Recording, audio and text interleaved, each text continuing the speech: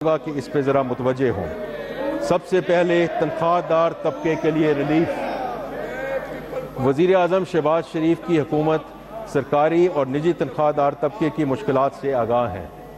وزیر اعظم پاکستان کی ہدایت پر آج مجھے یہ اعلان کرتے ہوئے خوشی محسوس ہو رہی ہے کہ ہماری حکومت نے آمدنی کی 4 سلیب کے تنخواہ دار افراد کو ریلیف فراہم کرنے کا فیصلہ کیا ہے۔ اس سلسلے میں جو تنخواہ دار 22 سے 32 لاکھ روپے کے درمیان سالانہ کماتے ہیں ان کے ٹیکس کی شرح 23% سے کم کر کے 20% کرنے کی تجویز ہے۔ 32 سے 41 لاکھ روپے کے درمیان آمدن والے تنخواہ داروں کے لیے ٹیکس کی شرح 30% سے کم کر کے 25% کرنے کی تجویز ہے۔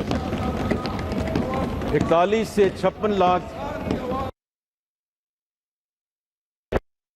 35% سے کم کر کے 29% کرنے کی تجویز ہے۔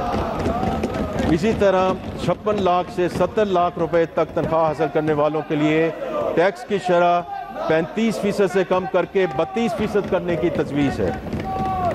جناب اسپیکر، یہ صرف یہاں تک محدود نہیں ہے۔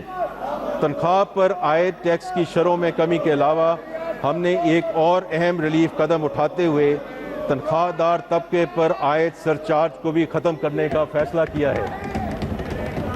یہ ایک دیرینہ مطالبہ تھا اور حکومت کو بھی اس امر کا احساس تھا، اس لیے ہم نے پچھلے بجٹ میں اس سرچارج کی شرح کو 10% سے 9% کیا اور اب اس سرچارج کو مکمل طور پر ختم کرنے کی تجویز ہے۔ ان اقدامات سے وزیر اعظم شہباز شریف کی حکومت نے تنخواہ دار طبقے پر بوجھ کم کرنے کا اپنا آج وعدہ پورا کیا ہے۔ جناب اسپیکر، سپر ٹیکس کی شرح میں کمی۔ مجھے یہ اعلان کرتے ہوئے خوشی محسوس ہو رہی ہے کہ ہماری حکومت نے کاروبار سے 15 کروڑ روپے سے 50 کروڑ روپے تک کی آمدنی کی 6 سلیبز پر عائد سپر ٹیکس جو 1% سے لے کر 7.5% کی سطح تک تھا اس کو مکمل طور پر ختم کرنے کا فیصلہ کیا ہے۔ اسی طرح 50 کروڑ روپے سے زائد آمدنی پر سپر ٹیکس کی شرح 10% سے کم کر کے 8% کرنے کی تجویز ہے۔ جناب اسپیکر، اس اقدام کا مقصد چھوٹے کاروبار اور صنعتوں کو فروغ دینے کے لیے علاوہ کاروبار میں آسانیاں پیدا کرنا ہے۔